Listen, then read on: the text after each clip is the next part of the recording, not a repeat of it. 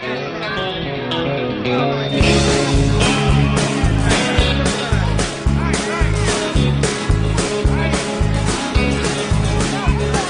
ragazzi del borgo, cresciuti troppo in fretta, un'unica passione per la bicicletta. Un incrocio di destini in una strana storia, di cui nei giorni nostri si è persa la memoria. Una storia d'altri tempi, di prima del motore, quando si correva per rabbia o per amore, ma fra rabbia ed amore il distacco già cresce e chi sarà il campione già si capisce. Dai Girardengo, vai grande campione, nessuno ti segue su quello stradone.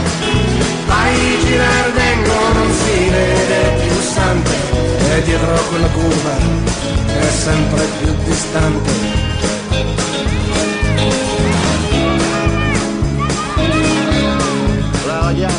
E dietro la curva del tempo che vola c'è Sante in bicicletta e in mano ha una pistola.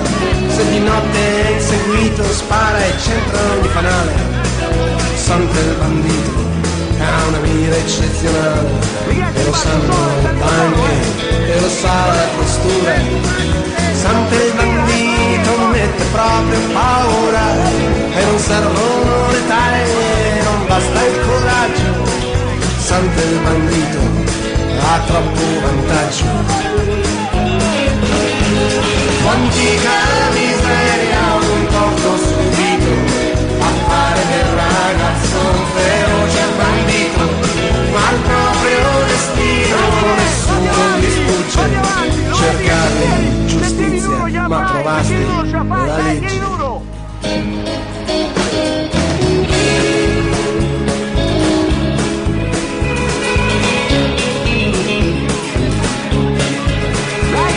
Un bravo poliziotto che sa fare il suo mestiere, sa che ogni uomo ha ambizione, chi te lo farà cadere, e ti fece cadere la tua grande passione di aspettare l'arrivo della mia.